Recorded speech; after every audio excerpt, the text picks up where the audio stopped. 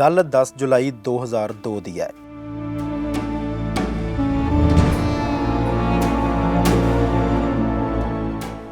ਰਣਜੀਤ ਸਿੰਘ ਆਪਣੇ 7 ਸਾਲ ਦੇ ਇਕਲੌਤੇ ਪੁੱਤਰ ਨੂੰ ਮੋਟਰਸਾਈਕਲ ਤੇ ਬਿਠਾ ਕੇ ਪਿੰਡ ਦੇ ਗੇੜੇ ਲਵਾ ਕੇ ਘਰ ਛੱਡ ਗਿਆ।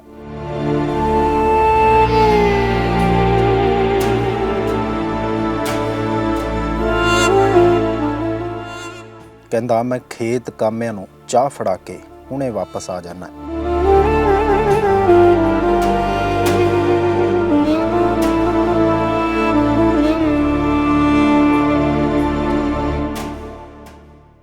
ਵਾਪਸ ਆ ਕੇ ਰਣਜੀਤ ਸਿੰਘ ਨੇ ਮੁੜ ਆਪਣੇ ਪੁੱਤਰ ਨਾਲ ਲਾਡ ਕਰਨੇ ਸੀ।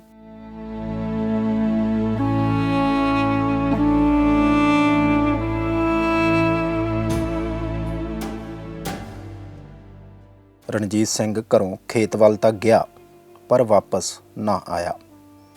ਕੁਝ ਅਣਪਛਾਤਿਆਂ ਨੇ ਰਣਜੀਤ ਸਿੰਘ ਨੂੰ ਸੁੰਨਸਾਨ ਪਹੀ ਤੇ ਗੋਲੀਆਂ ਮਾਰ ਕੇ ਮੌਤ ਦੇ ਘਾਟ ਉਤਾਰ ਦਿੱਤਾ।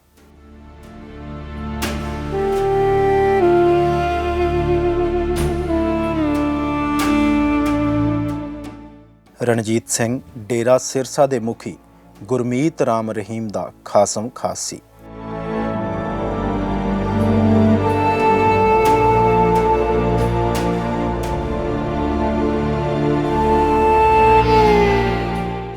ਖਬਰ ਜੰਗਲ ਦੀ ਅੱਗ ਵਾਂਗ ਫੈਲੀ। ਅਗਲੇ ਦਿਨ ਹਰ ਅਖਬਾਰ ਦੀ ਸੁਰਖੀ ਬਣਿਆ ਰਣਜੀਤ ਸਿੰਘ ਦਾ ਕਤਲ।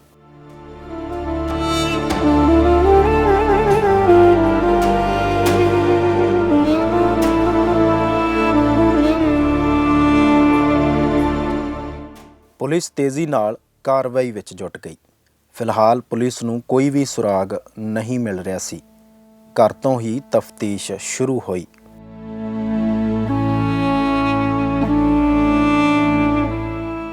ਕਿਸੇ ਗੈਰ ਵੱਲੋਂ ਲਿਖਵਾਏ ਬਿਆਨਾਂ ਦੇ ਆਧਾਰ ਤੇ ਰਣਜੀਤ ਸਿੰਘ ਦੇ ਹੀ ਖਾਸ ਰਿਸ਼ਤੇਦਾਰਾਂ ਤੇ ਦੋਸਤਾਂ ਨੂੰ ਪੁਲਿਸ ਲੱਭਣ ਲੱਗੀ ਤੇ ਚੱਕਣ ਲੱਗੀ।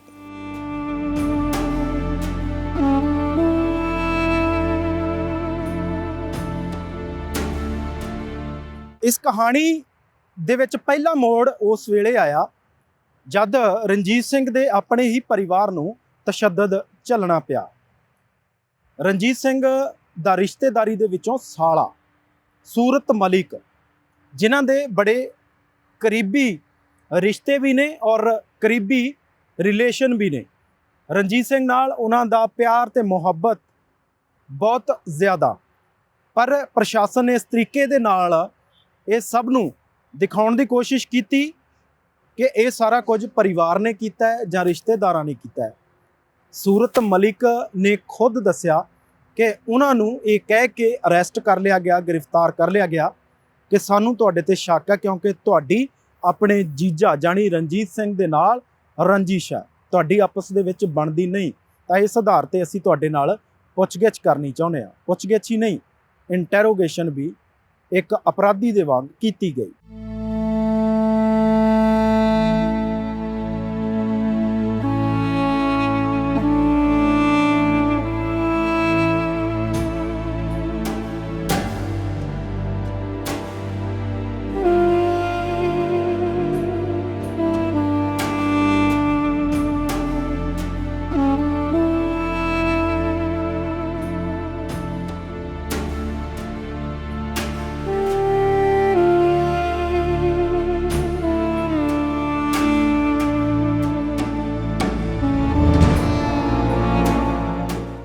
ऐसा था जी आफ्टर डेथ हमारे जीजा जी श्री रणजीत सिंह जी के यहाँ पाल पे बैठे हुए थे। शुक्रवार का दिन था। यहाँ से मैं अपनी गड्डी छोड़ के भिवानी चला गया कालका एक्सप्रेस से, और रात को वहाँ पहुँचा तो यहाँ से Kurukshetra police Bhiwani local police को लेके मेरे घर भिवानी मुझे अरेस्ट करने के लिए पहुँची। उनसे पूछा कि भाई क्यों अरेस्ट कर रहे हो? बोला जी हमने आपसे पूछताछ करनी है रणजीत मर्डर केस में। मैंने उनसे रिक्वेस्ट की कि भाई मैं आज वहाँ से आया हूँ और कल नहीं परसों सवेरे वहीं पहुंच रहा हूं मैं और आपके यहाँ आ जाएंगे, लेकिन वो नहीं माने और अपनी पुलिस की जैसी इनकी भावनाएं होती हैं, एक्टिविटीज़ होती हैं, उसके अनुसार उन्होंने कार्य करना चाहा। मैंने मेरे एडवोकेट सज्जन कुमार शर्मा जी और लैंडमार्क बैंक के अंदर मैनेजर थे हमारे जीजा जी, रामेश्वर पानू और अत्री साहब, मंगत राय अत्री, उनको मैंने बुलाया और उनसे सब बैठ के बातचीत करी कि भाई सुप्रीम कोर्ट की एक अथॉरिटी आ चुकी है कि आप हमारे को अरेस्ट करने से पहले हमारे फैमिली मेम्बर्स को बताओ कि किस केस में कैसे आप इनको लेके जा रहे हो, तो लिख के दो। तो वो इस बात के लिए एग्री नहीं हुए तो हमने कहा कि हम भी नहीं चलते। हम परसों जब आने के लिए 1 दिन के बाद आपको कह रहे हैं कि हम वहीं खानपुर कोलियाँ कुरुक्षेत्र में आपको मिलेंगे और हम खुद चल के आएंगे आपके पास।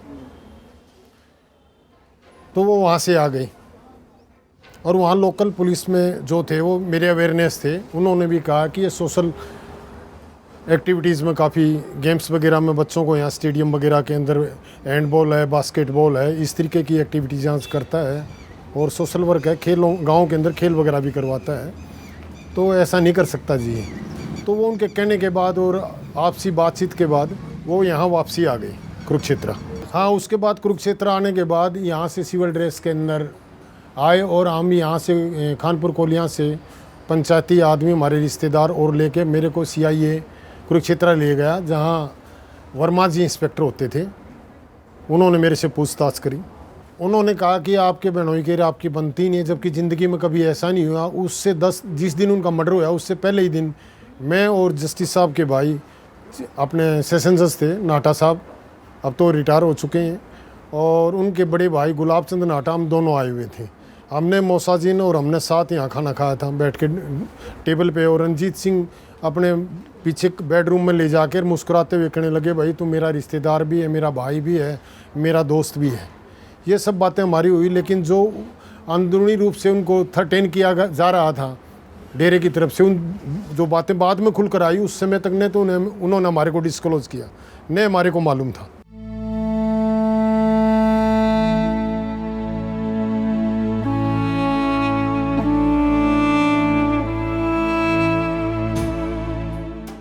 ਕਹਾਣੀ ਇੱਥੇ ਹੀ ਨਹੀਂ ਰੁਕੀ। ਹੋਰ ਵੀ ਬਹੁਤ ਸਾਰੇ ਲੋਕਾਂ ਨੂੰ ਸ਼ੱਕ ਦੇ ਆਧਾਰ ਤੇ ਨਿਸ਼ਾਨਾ ਬਣਾਇਆ ਗਿਆ।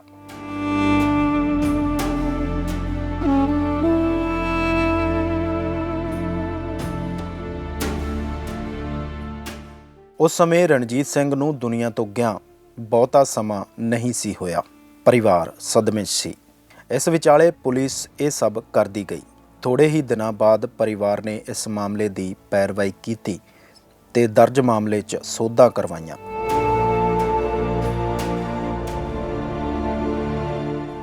ਇਹ ਮਾਮਲਾ ਦੇਖਣ ਨੂੰ ਜਿੰਨਾ ਪੇਚੀਦਾ ਲੱਗਦਾ ਸੀ, ਪ੍ਰਸ਼ਾਸਨ ਉਸ ਨੂੰ ਉਨਾ ਹੀ ਸੌਖਾ ਦਿਖਾਉਣਾ ਚਾਹੁੰਦਾ ਸੀ। ਪਰਿਵਾਰ ਨੇ ਲਗਾਤਾਰ ਇਹ ਚੀਜ਼ਾਂ ਦੱਸੀਆਂ ਕਿ ਉਹਨਾਂ ਦੇ ਪਰਿਵਾਰ ਨੂੰ ਲਗਾਤਾਰ ਇਹ ਕਹਿ ਕੇ ਪਰੇਸ਼ਾਨ ਵੀ ਕੀਤਾ ਜਾਂਦਾ ਰਿਹਾ ਕਿ ਪਰਿਵਾਰ ਦੇ ਵਿੱਚ ਹੀ ਕੋਈ ਇਸ ਦਾ ਅਪਰਾਧੀ ਆ। ਰਣਜੀਤ ਸਿੰਘ ਦੇ ਜੀਜਾ ਪ੍ਰਭਦਿਆਲ ਸਿੰਘ ਹੋਰਾਂ ਨੇ ਦੱਸਿਆ ਕਿ ਕਿਸ ਤਰੀਕੇ ਨਾਲ ਪਰਿਵਾਰ ਨੂੰ ਉਹਨਾਂ ਦਿਨਾਂ ਦੇ ਵਿੱਚ ਸੰਤਾਪ हंडाना पिया। ऐसे है, मेरे को आप एक बात का जवाब दो। बाप के सामने बेटे की लाश पड़ी होगी तो किसका नाम लेगा? किसी का भी नहीं ले सकता। किसी आदमी ने FIR लिखवा दी, उसने अपने दुश्मनी निकालने वास्ते 2 आदमी का नाम ले दिया, नीचे बुजुर्ग के साइन ले लिए, वो FIR होगी। हमें तो FIR का पता ही नहीं क्या लिखा गया। किसी रिश्तेदारों को नहीं पता, घर के किसी परिवार के मेम्बर को नहीं पता भैया FIR में क्या लिखा है। घर में किसी के साथ भी कोई बातचीत नहीं हुई। वो सारा टॉर्चर अपने ऊपर ही झेलता रहा। अगर वो बता देता सबको तो आज ये नौबत ही ना आती। हम कोर्ट में जाते, थाने में जाते, एप्लीकेशन देते, सिक्योरिटी लगाते। जब इस चीज़ का परिवार के अंदर किसी को पता ही नहीं कि उसके साथ क्या बीत रही है, किसी को बताया ही नहीं उसने। उसका कितना बड़ा परिवार है, ये आधा गांव उसका परिवार है, आधे से ज़्यादा गांव, सारा भाईचारा इकट्ठा है, सारा इकट्ठा हो जाता जब वो बताता किसी को। उसने तो बताया ही नहीं किसी को। उसको डर ही सिर्फ एक बात का था, भाई बाबा मेरी कोठी फूंक देगा, बाबा मेरी कोठी फूंक देगा, बाबा मेरे बच्चे को मार देगा। सिर्फ डर यही था। जीवन दान उसने अपनी मिसी के साथ नहीं करी। चलो हम तो अपनों ये थे, दूर रहते थे, जो उसके साथ रहती उसको उन बात बताई कभी। उसकी सिस्टर आई हुई थी दूसरी मेरे से जो बड़ी है, उनको नहीं कभी बताया। गर्मी की छुट्टियों में 1.5 महीने में बच्चे आते हैं अगर, उसको कभी कुछ नहीं बताया। 26 जून को मेरे बेटे का बर्थडे था। वो बर्थडे पे आया हुआ था, तो सेम डे मेरे को वो लेटर मिला शादी वाला। मेरी उसके साथ 2 घंटे बहस हुई। हाँ, मैं भी तो डेरे को कहा ऐसे ऐसे, मैं भी डेरा तो साला एक नंबर का गलत काम करने वाला डेरा। उस बंदे ने एक बार भी ये नहीं कहा भी डेरे में ये काम गलत होते हैं। 2 घंटे तक मेरी गल पूरी बहस का लड़का झगड़ का 9 बजे अपने घर आ गया, लेकिन एक बार भी उस आदमी ने ये नहीं कहा भी डेरे के अंदर गलत काम होते हैं।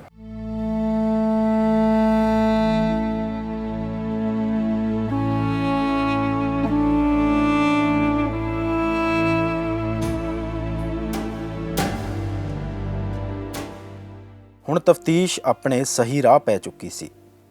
ਸਮਾਂ ਗੁਜ਼ਰਦਾ ਗਿਆ ਤੇ ਹੌਲੀ-ਹੌਲੀ ਇਸ ਅਪਰਾਧ ਦੀਆਂ ਪੈੜਾਂ ਡੇਰਾ ਸਿਰਸਾ ਵੱਲ ਜਾਣੀਆਂ ਸ਼ੁਰੂ ਹੋ ਗਈਆਂ।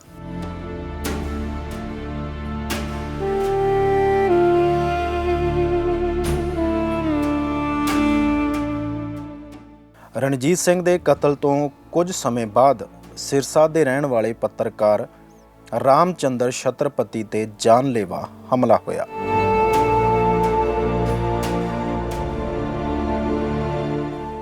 ਹਮਲੇ ਦੀ ਵਜ੍ਹਾ ਬਣੀ ਛਤਰਪਤੀ ਵੱਲੋਂ ਆਪਣੇ ਅਖਬਾਰ 'ਚ ਛਾਪੀ ਗੁੰਮਨਾਮ ਚਿੱਠੀ।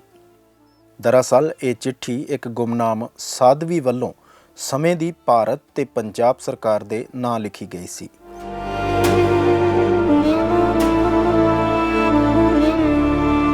ਇਸ ਚਿੱਠੀ 'ਚ ਡੇਰੇ ਦੇ ਕਾਲੇ ਕਾਰੋਬਾਰਾਂ ਅਤੇ ਡੇਰਾ ਮੁਖੀ ਦੇ ਅਸਲ ਕਿਰਦਾਰ ਦੀ ਪੋਲ ਖੋਲ੍ਹੀ ਗਈ ਸੀ।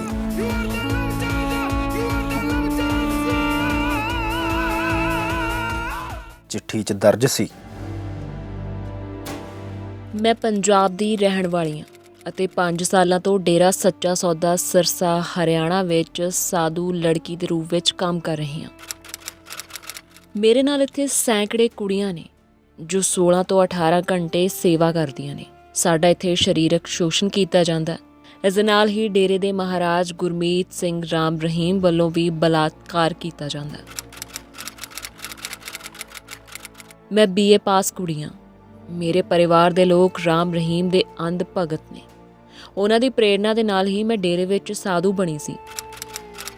ਸਾਧੂ ਬਣਨ ਦੇ 2 ਸਾਲ ਬਾਅਦ ਇੱਕ ਦਿਨ ਮਹਾਰਾਜ ਰਾਮ ਰਹੀਮ ਦੀ ਚੇਲੀ ਸਾਧੂ ਗੁਰਜੋਤ ਨੇ ਰਾਤ 10 ਵਜੇ ਦੱਸਿਆ ਕਿ ਤੁਹਾਨੂੰ ਪਿਤਾ ਜੀ ਆਪਣੀ ਗੁਫਾ ਵਿੱਚ ਬੁਲਾ ਰਹੇ ਨੇ। ਮੈਂ ਪਹਿਲੀ ਵਾਰ ਉੱਥੇ ਜਾ ਰਹੀ ਸੀ। ਮੈਂ ਬਹੁਤ ਖੁਸ਼ ਸੀ ਇਹ ਜਾਣ ਕੇ ਕਿ ਪਰਮਾਤਮਾ ਨੇ ਅੱਜ ਖੁਦ ਮੈਨੂੰ ਬੁਲਾਇਆ। ਜਦ ਮੈਂ ਉੱਪਰ ਜਾ ਕੇ ਦੇਖਿਆ, ਮਹਾਰਾਜ ਬੈੱਡ ਤੇ ਬੈਠੇ ਹੋਏ ਹਨ ਅਤੇ ਹੱਥ ਵਿੱਚ ਰਿਮੋਟ ਫੜਿਆ ਹੋਇਆ। ਸਾਹਮਣੇ TV ਤੇ ਬਲੂ ਫਿਲਮ ਚੱਲ ਰਹੀ ਸੀ। ਬੈੱਡ ਦੇ ਸਰਹਾਣੇ ਤੇ ਰਿਵਾਲਵਰ ਰੱਖਿਆ ਹੋਇਆ ਸੀ। ਇਹ ਸਭ ਦੇਖ ਕੇ ਮੈਂ ਹੈਰਾਨ ਰਹਿ ਗਈ। ਮੈਨੂੰ ਚੱਕਰ ਆਉਣ ਲੱਗੇ। ਮੇਰੇ ਪੈਰਾਂ ਹੇਠੋਂ ਜ਼ਮੀਨ ਖਿਸਕ ਗਈ ਕਿ ਇਹ ਸਭ ਕੀ ਹੋ ਰਿਹਾ ਹੈ। ਮਹਾਰਾਜ ਅਜਿਹੇ ਹੋਣਗੇ? ਅਜਿਹਾ ਮੈਂ ਸੁਪਨੇ ਵਿੱਚ ਵੀ ਨਹੀਂ ਸੋਚਿਆ ਸੀ। ਮਹਾਰਾਜ ਨੇ TV ਬੰਦ ਕਰਕੇ ਮੈਨੂੰ ਆਪਣੇ ਨਾਲ ਬਿਠਾ ਕੇ ਪਾਣੀ ਪਿਲਾਇਆ ਅਤੇ ਕਿਹਾ ਕਿ ਮੈਂ ਤੈਨੂੰ ਆਪਣੀ ਖਾਸ ਸਮਝ ਕੇ ਆਪਣੇ ਕੋਲ ਬੁਲਾਇਆ। ਮੇਰਾ ਇਹ ਪਹਿਲਾ ਦਿਨ ਸੀ। ਮਹਾਰਾਜ ਨੇ ਮੈਨੂੰ ਆਪਣੀਆਂ ਬਾਹਾਂ 'ਚ ਲੈਂਦੇ ਹੋਏ ਕਿਹਾ ਕਿ ਮੈਂ ਤੈਨੂੰ ਦਿਲ ਤੋਂ ਚਾਹੁੰਦਾ, ਤੇਰੇ ਨਾਲ ਪਿਆਰ ਕਰਨਾ ਚਾਹੁੰਦਾ, ਕਿਉਂਕਿ ਤੁਸੀਂ ਸਾਦੇ ਸਾਧੂ ਬਣਦੇ ਸਮੇਂ ਕਿਹਾ ਸੀ ਕਿ ਤਨ ਮਨ ਧਨ ਸਭ ਕੁਝ ਸਤਿਗੁਰੂ ਨੂੰ ਸਮਰਪਿਤ ਕਰਾਂਗੇ। ਤਾਂ ਹੁਣ ਇਹ ਤਨ ਮਨ ਧਨ ਸਭ ਸਾਡਾ ਹੈ। ਮੇਰੇ ਵਿਰੋਧ ਕਰਨ ਤੇ ਉਹਨਾਂ ਨੇ ਕਿਹਾ ਕਿ ਇਸ 'ਚ ਕੋਈ ਸ਼ੱਕ ਨਹੀਂ ਕਿ ਅਸੀਂ ਖੁਦਾ ਹਾਂ। ਜਦ ਮੈਂ ਪੁੱਛਿਆ ਕਿ ਖੁਦਾ ਦਾ ਇਹ ਕੰਮ ਹੈ ਤਾਂ ਉਹਨਾਂ ਨੇ ਕਿਹਾ ਕਿ ਸ਼੍ਰੀ ਕ੍ਰਿਸ਼ਨ ਭਗਵਾਨ ਸੀ, ਉਹਨਾਂ ਦੀਆਂ 360 ਗੋਪੀਆਂ ਸਨ ਜਿਨ੍ਹਾਂ ਨਾਲ ਉਹ ਹਰ ਰੋਜ਼ ਰਾਸ ਲੀਲਾ ਕਰਦੇ ਸਨ।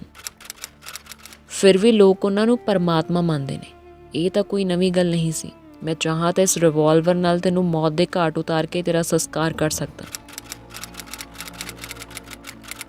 ਤੇਰਾ ਪਰਿਵਾਰ ਮੇਰੇ ਉੱਤੇ ਅੰਧ ਵਿਸ਼ਵਾਸ ਕਰਦਾ ਤੇ ਉਹ ਸਾਡੇ ਗੁਲਾਮ ਨੇ। ਸਾਡੀ ਸਰਕਾਰ ਵਿੱਚ ਬਹੁਤ ਚੱਲਦੀ ਹੈ। ਹਰਿਆਣਾ ਪੰਜਾਬ ਦੇ ਮੁੱਖ ਮੰਤਰੀ ਅਤੇ ਕੇਂਦਰੀ ਮੰਤਰੀ ਸਾਡੇ ਪੈਰੀਂ ਹੱਥ ਲਾਉਂਦੇ ਨੇ। ਉਹ ਸਾਡਾ ਸਮਰਥਨ ਅਤੇ ਪੈਸੇ ਲੈਂਦੇ ਨੇ ਅਤੇ ਸਾਡੇ ਖਿਲਾਫ ਨਹੀਂ ਜਾਣਗੇ। ਅਸੀਂ ਤੇਰੇ ਪਰਿਵਾਰ 'ਚ ਨੌਕਰੀ 'ਤੇ ਲੱਗੇ ਲੋਕਾਂ ਨੂੰ ਬਰਖਾਸਤ ਕਰਵਾ ਦੇਵਾਂਗੇ। ਤੇਰੇ ਪਰਿਵਾਰ ਦੇ ਸਾਰੇ ਮੈਂਬਰਾਂ ਨੂੰ ਆਪਣੇ ਸੇਵਾਦਾਰਾਂ ਤੋਂ ਮਰਵਾ ਦੇਵਾਂਗੇ ਅਤੇ ਸਬੂਤ ਵੀ ਨਹੀਂ ਛੱਡਾਂਗੇ। ਇਹ ਤੁਹਾਨੂੰ ਪਹਿਲਾਂ ਹੀ ਪਤਾ ਹੈ ਕਿ ਅਸੀਂ ਆਪਣੇ ਗੁੰਡਿਆਂ ਤੋਂ ਪਹਿਲਾਂ ਵੀ ਡੇਰੇ ਦੇ ਪ੍ਰਬੰਧਕ ਫਕੀਰ ਚੰਦ ਨੂੰ ਮੌਤ ਦੇ ਘਾਟ ਉਤਾਰ ਦਿੱਤਾ ਸੀ, ਜਿਸ ਦਾ ਅਜੇ ਤੱਕ ਕੋਈ ਅਤਾ ਪਤਾ ਨਹੀਂ ਲੱਗਿਆ ਅਤੇ ਨਾ ਹੀ ਕੋਈ ਸਬੂਤ ਮਿਲਿਆ। ਅਸੀਂ ਪੈਸਿਆਂ ਦੇ ਦਮ ਤੇ ਰਾਜਨੀਤੀ ਅਤੇ ਪੁਲਿਸ ਨੂੰ ਖਰੀਦ ਸਕਦੇ ਹਾਂ। ਅਜਿਹੀਆਂ ਧਮਕੀਆਂ ਦੇ ਨਾਲ ਹੀ ਉਹਨਾਂ ਨੇ ਮੇਰੇ ਨਾਲ ਮੂੰਹ ਕਾਲਾ ਕੀਤਾ ਅਤੇ 3 ਮਹੀਨੇ ਵਿੱਚ 20 ਤੋਂ 30 ਦਿਨ ਬਾਅਦ ਅਜਿਹਾ ਕੀਤਾ ਜਾ ਰਿਹਾ ਸੀ। ਅਖੀਰ ਮੈਨੂੰ ਪਤਾ ਚੱਲਿਆ ਕਿ ਮੇਰੇ ਤੋਂ ਪਹਿਲਾਂ ਕਈ ਕੁੜੀਆਂ ਨਾਲ ਵੀ ਅਜਿਹਾ ਕੀਤਾ ਗਿਆ। ਡੇਰੇ ਵਿੱਚ ਮੌਜੂਦ 35-40 ਕੁੜੀਆਂ ਹਨ ਜਿਨ੍ਹਾਂ ਦੀ ਉਮਰ 40 ਤੋਂ ਵੱਧ ਹੈ ਅਤੇ ਉਹਨਾਂ ਦੇ ਵਿਆਹ ਦੀ ਉਮਰ ਨਿਕਲ ਚੁੱਕੀ ਹੈ, ਜਿਨ੍ਹਾਂ ਨੇ ਹਾਲਾਤਾਂ ਨਾਲ ਸਮਝੌਤਾ ਕਰ ਲਿਆ। ਇਹਨਾਂ ਵਿੱਚ ਜ਼ਿਆਦਾਤਰ ਕੁੜੀਆਂ BA, MA, MPhil ਪਾਸ ਨੇ, ਪਰ ਪਰਿਵਾਰ ਦੇ ਅੰਧ ਭਗਤ ਹੋਣ ਦੇ ਕਾਰਨ ਉਹਨਾਂ ਦੀ ਜ਼ਿੰਦਗੀ ਨਰਕ ਬਣ ਗਈ ਹੈ। ਸਾਨੂੰ ਚਿੱਟੇ ਕੱਪੜੇ ਪਾਉਣੇ, ਸਿਰ ਤੇ ਚੁੰਨੀ ਰੱਖਣੀ, ਕਿਸੇ ਵੀ ਵਿਅਕਤੀ ਵੱਲ ਅੱਖ ਚੁੱਕ ਕੇ ਨਹੀਂ ਦੇਖਣਾ, ਆਦਮੀਆਂ ਨਾਲ 5 ਤੋਂ 10 ਫੁੱਟ ਦੀ ਦੂਰੀ ਤੇ ਰਹਿਣਾ ਮਹਾਰਾਜ ਦਾ ਆਦੇਸ਼ ਸੀ। ਦਿਖਾਵੇ 'ਚ ਅਸੀਂ ਦੇਵ ਹਾਂ, ਪਰ ਸਾਡੇ ਹਾਲਾਤ ਵੇਸ਼ਵਾ ਵਰਗੇ ਨੇ। ਹਾਲਾਂਕਿ ਇੱਕ ਵਾਰ ਮੈਂ ਆਪਣੇ ਪਰਿਵਾਰ ਨੂੰ ਵੀ ਦੱਸਣ ਦੀ ਕੋਸ਼ਿਸ਼ ਕੀਤੀ ਕਿ ਇੱਥੇ ਕੁਝ ਠੀਕ ਨਹੀਂ ਹੈ, ਪਰ ਉਹਨਾਂ ਨੇ ਗੁੱਸੇ ਹੁੰਦੇ ਹੋਏ ਕਿਹਾ ਕਿ ਜੇ ਪਰਮਾਤਮਾ ਕੋਲ ਕੁਝ ਠੀਕ ਨਹੀਂ ਹੈ ਤਾਂ ਠੀਕ ਕਿੱਥੇ ਹੈ। ਉਹਨਾਂ ਨੇ ਕਿਹਾ, ਤੇਰੇ ਮਨ ਵਿੱਚ ਬੁਰੇ ਖਿਆਲ ਆਉਣ ਲੱਗੇ ਨੇ, ਪਰ ਤੂੰ ਸਤਿਗੁਰ ਦਾ ਸਿਮਰਨ ਕਰਿਆ ਕਰ।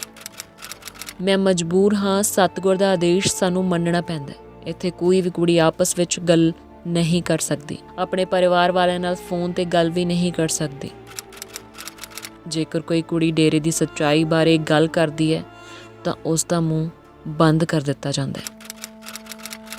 ਪਿਛਲੇ ਦਿਨੀ ਬਠਿੰਡਾ ਦੀ ਇੱਕ ਕੁੜੀ ਨੇ ਜਦ ਮਹਾਰਾਜ ਦੀ ਕਾਲੀ ਕਰਤੂਤਾਂ ਦਾ ਸਾਰਿਆਂ ਸਾਹਮਣੇ ਪਰਦਾਫਾਸ਼ ਕੀਤਾ ਤਾਂ ਕਈ ਸਾਧਵੀਆਂ ਨੇ ਉਸ ਨਾਲ ਕੁੱਟਮਾਰ ਕੀਤੀ, ਜੋ ਅੱਜ ਵੀ ਇਸ ਕੁੱਟਮਾਰ ਦੇ ਕਾਰਨ ਬੈੱਡ ਤੇ ਪਈ ਹੈ ਤੇ ਜਿਸ ਦੇ ਪਿਤਾ ਨੇ ਸੇਵਾਦਾਰਾਂ ਤੋਂ ਨਾਮ ਕਟਵਾ ਕੇ ਚੁੱਪਚਾਪ ਘਰ ਬਿਠਾ ਦਿੱਤਾ, ਜੋ ਹੁਣ ਚਾਹੁੰਦੇ ਹੋਏ ਵੀ ਬਦਨਾਮੀ ਅਤੇ ਮਹਾਰਾਜ ਦੇ ਡਰ ਤੋਂ ਕੁਝ ਵੀ ਨਹੀਂ ਬੋਲ ਰਹੀ। ਸੰਗਰੂਰ ਜ਼ਿਲ੍ਹੇ ਦੀ ਇੱਕ ਕੁੜੀ ਜਿਸ ਨੂੰ ਘਰ ਆ ਕੇ ਆਪਣੇ ਗੁਆਂਢੀਆਂ ਨੂੰ ਇਸ ਕਾਲੀ ਕਰਤੂਤ ਬਾਰੇ ਦੱਸਿਆ ਤਾਂ ਡੇਰੇ ਦੇ ਸੇਵਾਦਾਰ ਹਥਿਆਰਾਂ ਨਾਲ ਲੈਸ ਹੋ ਕੇ ਕੁੜੀ ਦੇ ਘਰ ਆ ਗਏ ਅਤੇ ਉਹਨਾਂ ਨੂੰ ਮੂੰਹ ਬੰਦ ਰੱਖਣ ਦੀ ਧਮਕੀ ਦਿੱਤੀ। ਅੰਤ ਵਿੱਚ ਮੈਂ ਤੁਹਾਨੂੰ ਬੇਨਤੀ ਕਰਦੀ ਹਾਂ ਕਿ ਇਹਨਾਂ ਸਾਰੀਆਂ ਕੁੜੀਆਂ ਦੇ ਨਾਲ ਮੈਨੂੰ ਅਤੇ ਮੇਰੇ ਪਰਿਵਾਰ ਨੂੰ ਜਾਨ ਤੋਂ ਮਾਰ ਦਿੱਤਾ ਜਾਵੇਗਾ ਜੇ ਮੈਂ ਇਸ ਵਿੱਚ ਆਪਣਾ ਨਾਂ ਪਤਾ ਲਿਖਿਆ, ਕਿਉਂਕਿ ਮੈਂ ਚੁੱਪ ਨਹੀਂ ਰਹਿ ਸਕਦੀ ਅਤੇ ਨਾ ਹੀ ਮਰਨਾ ਚਾਹੁੰਦੀ ਹਾਂ। ਮੈਂ ਬਸ ਜਨਤਾ ਦੇ ਸਾਹਮਣੇ ਸੱਚਾਈ ਲੈ ਕੇ ਆਉਣਾ ਚਾਹੁੰਦੀ ਹਾਂ। ਜੇਕਰ ਤੁਸੀਂ ਕਿਸੇ ਪ੍ਰੈਸ ਦੇ ਮਾਧਿਅਮ ਦੇ ਰਾਹੀਂ ਜਾਂਚ ਕਰਵਾਓ ਤਾਂ ਡੇਰੇ 'ਚ ਮੌਜੂਦ 40 ਤੋਂ 45 ਕੁੜੀਆਂ ਜੋ ਕਿ ਡਰੀਆਂ ਤੇ ਸਹਿਮੀਆਂ ਹੋਈਆਂ ਨੇ, ਪੂਰਾ ਵਿਸ਼ਵਾਸ ਦਿਵਾਉਣ ਤੋਂ ਬਾਅਦ ਸੱਚਾਈ ਦੱਸਣ ਲਈ ਤਿਆਰ ਨੇ। ਸਾਡੀ ਸਰਕਾਰੀ ਜਾਂਚ ਵੀ ਕੀਤੀ ਜਾਵੇ ਤਾਂ ਕਿ ਸਾਰਾ ਸੱਚ ਸਾਹਮਣੇ ਆ ਸਕੇ ਕਿ ਸਾਡੀ ਜ਼ਿੰਦਗੀ ਰਾਮ ਰਹੀਮ ਵੱਲੋਂ ਤਬਾਹ ਕੀਤੀ ਗਈ। ਅਸੀਂ ਇੱਕ ਜ਼ਲਾਲਤ ਭਰੀ ਜ਼ਿੰਦਗੀ ਜਿਉਣ ਦੇ ਲਈ ਮਜਬੂਰ ਹਾਂ।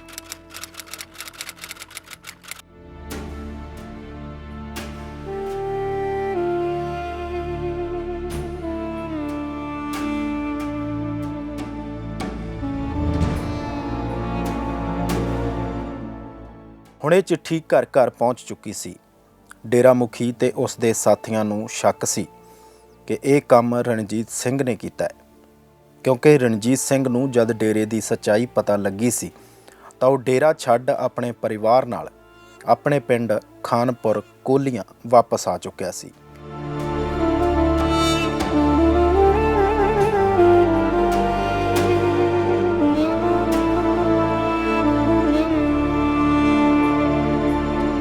ਇੱਕ ਚਿੱਠੀ ਗੁੰਮਨਾਮ ਚਿੱਠੀ ਵਾਜਪਾਈ ਜੀ ਨੂੰ ਪਾਈ ਜਾਂਦੀ ਹੈ, ਹੋਰ ਅਖਬਾਰਾਂ 'ਚ ਆਉਂਦੀ ਹੈ।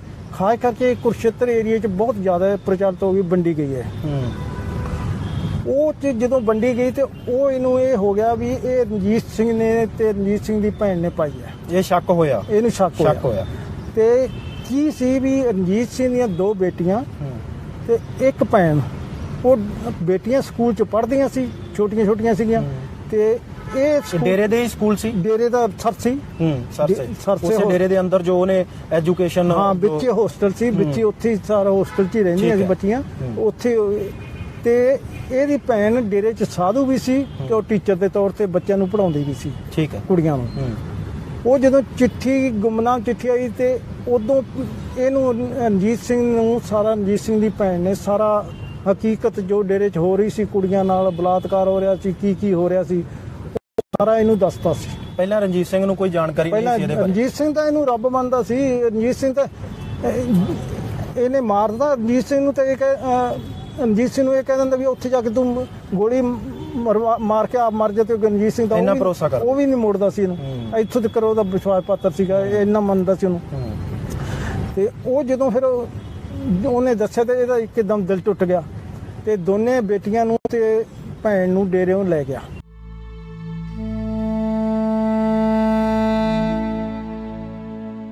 ਇੱਥੋਂ ਹੀ ਸ਼ੁਰੂ ਹੋਈ ਡੇਰਾ ਮੁਖੀ ਰਾਮ ਰਹੀਮ ਦੀ ਸਲਤਨਤ ਦੀ ਬਰਬਾਦੀ।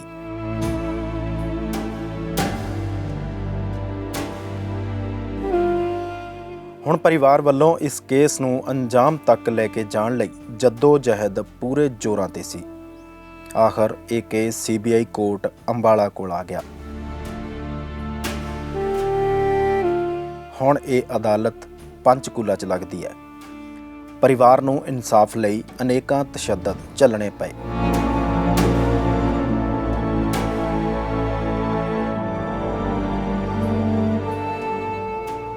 वो भी अपना FIR के थ्रू काम कर रही है, क्योंकि FIR में जिस बाई नेम जिनका नाम है उन्हें कोई पुलिस अरेस्ट करेगी।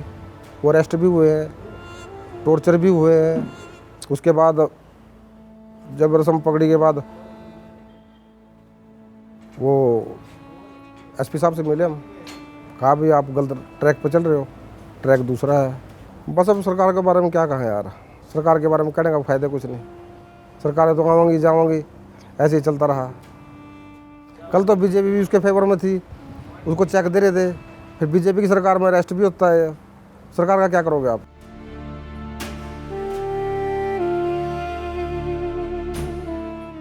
ਇਸ ਕਹਾਣੀ 'ਚ ਖੱਟਾ ਸਿੰਘ ਅਹਿਮ ਕਿਰਦਾਰ ਸੀ। ਖੱਟਾ ਸਿੰਘ ਹੀ ਇਸ ਕੇਸ ਲਈ ਇਕਲੌਤਾ ਐਸਾ ਗਵਾਹ ਸੀ ਜਿਸ ਦੇ ਸਾਹਮਣੇ ਸਭ ਕੁਝ ਹੋਇਆ। ਫਿਰ ਇਹਨੂੰ ਰਣਜੀਤ ਸਿੰਘ ਨੂੰ ਡੇਰੇ ਬੁਲਾਇਆ। ਪ੍ਰਸ਼ੋਤਨ ਲਾਲ ਢਵਾਣਾ ਇਹਦਾ ਖਾਸ ਹੈ, ਤੇ ਉਹਨੂੰ ਕਹਿ ਕੇ ਤੇ ਉੱਥੇ ਸਰਸੇ ਬੁਲਾਇਆ। ਸਰਸੇ ਬੁਲਾ ਕੇ 50 ਨੰਬਰ ਕਮਰਾ, ਉੱਥੇ ਮੇਰੇ ਸਾਹਮਣੇ ਇਹਨਾਂ ਨੇ ਇੰਦਰ ਸੈਨ ਨੂੰ ਹੁਣ ਮਰ ਗਿਆ, ਤੇ ਇਹ ਮੋਹਨ ਸਿੰਘ ਤੇ ਦਰਸ਼ਨ ਸਿੰਘ ਵੀ ਇੱਕ ਸੀਗਾ, ਉਹ ਵੀ ਮਰ ਗਿਆ, ਤੇ ਅਵਤਾਰ ਸਿੰਘ ਔਰ ਇਹਨਾਂ ਨੇ ਸਾਰਿਆਂ ਨੇ ਇਹਨੂੰ ਖੜਾ ਰੱਖਿਆ। ਤੇ ਪਿੱਛੇ ਮੈਂ ਕੁਦਰਤੀ ਉੱਥੇ ਆ ਕੇ ਖੜ ਗਿਆ। ਉਦੋਂ ਫਿਰ ਇਹਨੂੰ ਇਹ ਕਹੀ ਜਾਂਦੇ ਆ ਵੀ ਤੂੰ ਮਾਫੀ ਮੰਗ ਲਾ। ਉਹ ਫਿਰ ਜਦੋਂ ਇਹਨਾਂ ਨੇ ਮੇਰੇ ਸਾਹਮਣੇ ਜਦੋਂ ਉਹਨੂੰ ਕਿਹਾ, ਉਹਨੂੰ ਇਹ ਐਂ ਤਾਂ ਉਹਨੂੰ ਕਹਿਣ ਨਾ ਵੀ ਤੂੰ ਆਹ ਚਿੱਠੀ ਤੁਸੀਂ ਪਾਈ ਹੈ, ਤੇਰੀ ਭੈਣ ਨੇ ਆਹ ਐਂ ਕਿਹਾ ਜਾਂ ਆਹ ਗੱਲ ਹੈ, ਤੇ ਇੱਕ ਉਹਨੂੰ ਐਂ ਕਹੀ ਇਹਨੂੰ ਮਾਫੀ ਮੰਗ ਲਾ। ਮਾਫੀ ਉਹਦਾ ਮੈਂ ਮੰਗਾ ਕਾਹਦੀ, ਕਿਉਂ ਉਹਨੂੰ ਹੁਣ ਕੋਈ ਗੱਲ ਪਤਾ ਹੁੰਦਾ ਤਾਂ ਉਹਨੂੰ ਇਸ ਗੱਲ ਦਾ ਹਜੇ ਪਤਾ ਨਹੀਂ ਸੀ। ਠੀਕ ਹੈ ਵੀ ਭੈਣ ਨੇ ਜ਼ਰੂਰ ਦੱਸਤਾ ਸੀ। ਤੇ ਫਿਰ ਉਸ ਤੋਂ ਬਾਅਦ ਇਹਨੂੰ ਕੋਈ 4:30-5 ਵਜੇ ਗੁਫਾ ਚ ਲੈ ਗਏ ਰਾਮ ਰਹੀਮ ਕੋਲੇ। ਉਸੇ ਦਿਨ ਗੁਰਮੀਤ ਉਸੇ ਟਾਈਮ, ਪਹਿਲਾਂ ਉਹ ਸਵੇਰ ਦੀ ਕਹਾਣੀ ਸੀ। ਸਵੇਰ ਉਹ ਬਾਅਦ ਦੁਪਹਿਰ ਜੇ 12-1 ਦਾ ਟਾਈਮ ਹੋਊਗਾ। ਉਸ ਤੋਂ ਬਾਅਦ 2-3 ਘੰਟੇ ਉੱਥੇ 50 ਨੰਬਰ 'ਤੇ ਬੈਠ ਗਏ। ਉਸ ਤੋਂ ਬਾਅਦ ਫਿਰ ਉਹ 5 ਵਜੇ ਬਾਹਰ ਆਉਂਦਾ ਹੁੰਦਾ ਸੀ ਉਹ, ਤੇ ਉੱਥੇ ਲੈ ਗਏ ਅੰਦਰ। ਉੱਥੇ ਫਿਰ ਇਹਨਾਂ ਨੇ ਕਿਹਾ ਜੀ ਰਣਜੀਤ ਸਿੰਘ ਆਇਆ, ਤੇ ਰਣਜੀਤ ਸਿੰਘ ਨੂੰ ਹੋਰ ਭਾਈ ਰਣਜੀਤ ਸਿੰਘ ਠੀਕ ਠਾਕ ਹੈ? ਹਾਂ ਜੀ ਠੀਕ ਠਾਕ ਹੈ। ਕੋਈ ਭਾਈ ਇਹ ਮੋਹਨ ਸੋਰੀਆ ਦੇ ਜੀ ਮਾਫੀ ਲੈਣ ਆਇਆ। ਉਹ ਰਣਜੀਤ ਸਿੰਘ ਦਾ ਮੈਂ ਮਾਫੀ ਕਾਹਤੋਂ ਲੈਣਾ ਹੈ, ਮੈਂ ਤਾਂ ਨਹੀਂ ਕੋਈ ਮਾਫੀ।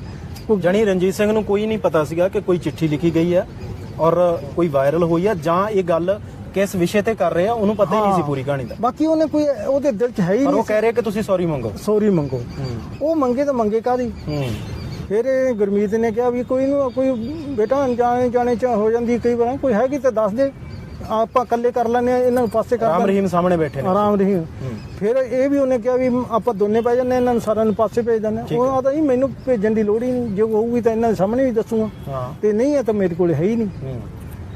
ਫਿਰ ਇਹਦੇ ਅੰਦਰ ਇੰਨਾ ਜ਼ਹਿਰ ਭਰ ਗਿਆ ਗੁਰਮੀਤ ਦੇ ਵੀ ਇਹ ਬੰਦਾ ਤਾਂ ਮੈਨੂੰ ਤੰਗ ਕਰੂਗਾ। ਜਦੋਂ ਗੁਫਾ ਦੇ ਵਿੱਚੋਂ ਇਹ ਰਣਜੀਤ ਸਿੰਘ ਨੂੰ ਨੇ ਬਾਹਰ ਪੈਰ ਧਰਿਆ, ਤੇ ਇਹਨੇ ਦੂਜਿਆਂ ਨੂੰ ਨਾਲ ਦੀ ਨਾਲ ਸਾਨੂੰ ਤੇ ਇਹਨਾਂ ਨੂੰ ਵਾਪਸ ਬੁਲਾ ਲਿਆ ਵੀ ਤੁਸੀਂ 1 ਮਿੰਟ ਅੰਦਰ ਆ ਜਾਓ। ਅੰਦਰ ਜਦੋਂ ਗਏ ਆ ਤੇ ਇਹ ਮੋਹਨ ਸ਼ੌਰੀ ਤੇ ਸਾਰੇ ਦਰਸ਼ਨ ਹੋਰੀ ਇਹ ਸਾਰੇ ਉੱਥੇ ਸੀ। ਇਹਨੇ ਕਿਹਾ ਵੀ ਹੁਣੇ ਇਹਨੂੰ ਜਦੋਂ ਜਾਊਗਾ ਤੇ ਰਾਹ 'ਚ ਕੈਂਟਰ ਜਾਂ ਟਰੱਕ ਭੇਜੋ ਤੇ ਰਾਹ 'ਚ ਹੀ ਮਾਰੋ। ਇਹ ਗੱਲ ਤੁਹਾਡੇ ਸਾਹਮਣੇ ਹੋਈ? ਮੇਰੇ ਸਾਹਮਣੇ ਹੋਈ।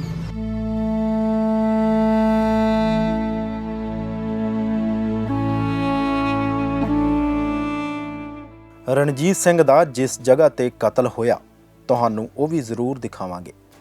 ਅੰਬਾਲਾ ਦਿੱਲੀ ਨੈਸ਼ਨਲ ਹਾਈਵੇ ਦੇ ਨਾਲ ਰਣਜੀਤ ਸਿੰਘ ਦੀ ਜ਼ਮੀਨ ਹੈ, ਜਿੱਥੇ ਉਹ ਚਾਹ ਫੜਾਉਣ ਲਈ ਗਿਆ ਸੀ। ਖੇਤ ਨੂੰ ਜਾਂਦੇ ਸੁਨਸਾਨ ਰਸਤੇ 'ਚ ਰੋਕ ਕੇ ਹਮਲਾਵਰਾਂ ਨੇ ਇਸ ਘਟਨਾ ਨੂੰ ਅੰਜਾਮ ਦਿੱਤਾ।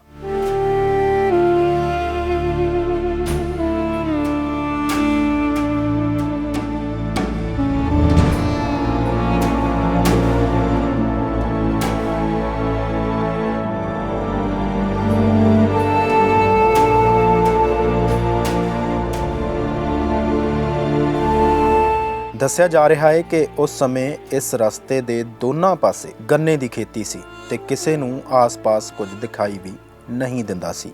ਕੁਛ ਚਿਰ ਬਾਅਦ ਉਹਨੂੰ ਮਤਲਬ ਆਪਦੇ ਸ਼ੂਟਰ ਭੇਜ ਕੇ ਰਿਵਾਲਵਰ ਦੇ ਕੇ ਤੇ ਉਹਨੂੰ ਉੱਥੇ ਖੇਤ ਪਹਿਲਾਂ ਇਹਨਾਂ ਨੇ ਰੇਖੇ ਕੋਈ ਪੂਰੀ ਕੀਤੀ ਹੈ, ਕਿੱਧਰ ਆਉਂਦਾ ਹੈ, ਕਿੱਧਰ ਜਾਂਦਾ ਹੈ, ਕਿਵੇਂ ਆਉਂਦਾ ਹੈ।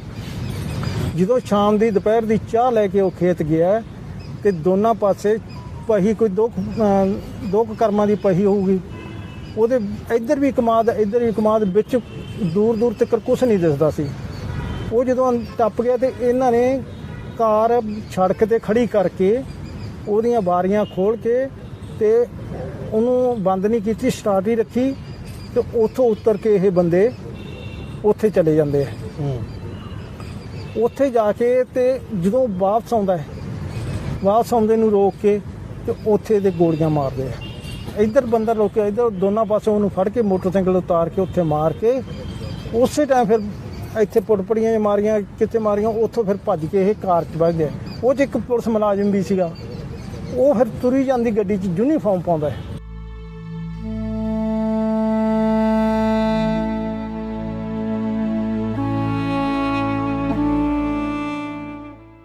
ਆਖਰ 18 ਅਕਤੂਬਰ 2021 ਨੂੰ ਲਗਭਗ 19 ਸਾਲ ਮਗਰੋਂ ਪਰਿਵਾਰ ਨੂੰ ਇਨਸਾਫ ਮਿਲਿਆ।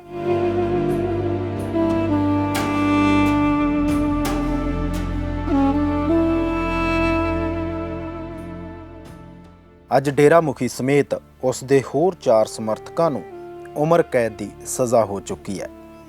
ਹੁਣ ਪਰਿਵਾਰ ਡੇਰਾ ਮੁਖੀ ਖਿਲਾਫ ਖੁੱਲ੍ਹ ਕੇ ਆਪਣੇ ਦਿਲ ਦੇ ਵਲਵਲੇ ਕੱਢ ਰਿਹਾ ਹੈ। वो बाबाओं के लायक नहीं है, बहुत जालिम और जाहिल किस्म का इंसान है। पंजाब में गया, गुरु गोविंद सिंह की ड्रेस पहन के, अरे जिस इंसान ने अपने बच्चों को 4 दीवारी के अंदर चिनवा दिया था धर्म के लिए, ये उसकी बराबरी ड्रेस पहन के करेगा क्या? उसके तो कर्म भी थे, गुरु गोविंद सिंह का धर्म भी था। एक्चुअल में वो गुरु थे और गुरु रहेंगे जब तक सूरज चांद रहेगा, गुरु गोविंद सिंह का नाम रहेगा। और ये क्या पाखंडी है एक नंबर का। वहाँ बच गया सिंह साहबों की तलवारों से, जूतियाँ छोड़ के भागा। अगर मर्द का बच्चा होता तो वहाँ सामने उनका सामना करता, बैठ के बात करता, उनसे बुलाता। अरे सामने भी नहीं निकल सका। ये तो उग्रवादियों के परिवार से तो इसका रिलेशन है। आप इसका इतिहास उखाड़ के देखो, अपने मामा को मरवाने वाला गुरजून सिंह को खुद ही है।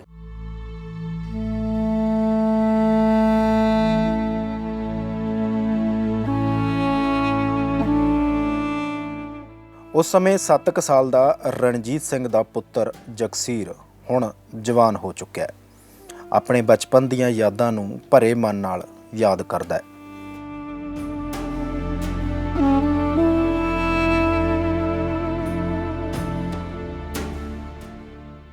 देखो इतना तो मेरे को खुद नहीं याद है। देखो और उस टाइम का पापा की यादें तो मैंने तो लास्ट टाइम भी सिर्फ पापा ने 10 को मेरे को बाइक पे से खेत में से जाते हुए जब मेरे ट्यूशन वाले पढ़ाने आ गए तब उतार के कहते भी तू पढ़ ले, लाइट आ गई थी भी मैं चाय दे आता हूँ इतना खेत में। सिर्फ उतना याद है, उसके बाद तो मेरे को कुछ भी नहीं पता पापा का। उस टाइम का घर पे जैसे नॉर्मल चल रहा है, वो तो थोड़ा टेंस तो रहते ही थे। दादाजी काफ़ी उन्होंने बहुत मान लो कभी कहीं चंडीगढ़ जा रहे हैं, कभी दिल्ली सुप्रीम कोर्ट, कभी हाई कोर्ट जाना, मतलब काफ़ी टेंस वाला सिचुएशन रही।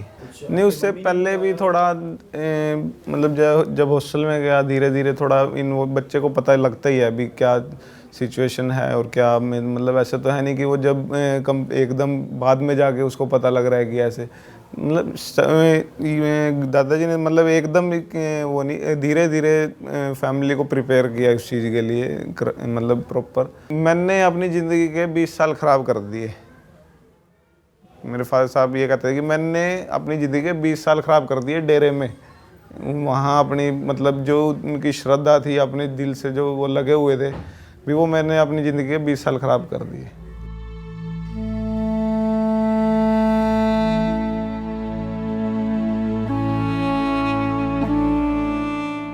ਬੇਸ਼ੱਕ ਰਣਜੀਤ ਕਤਲकांड ਦੀ ਕਹਾਣੀ ਦਾ ਅੰਤ ਹੋ ਗਿਆ, ਪਰ ਇਸ ਅੰਧ ਵਿਸ਼ਵਾਸ ਦਾ ਅੰਤ ਨਹੀਂ ਹੋਇਆ ਜਿਸ ਨੇ ਇਸ ਘਟਨਾ ਨੂੰ ਅੰਜਾਮ ਦਿੱਤਾ।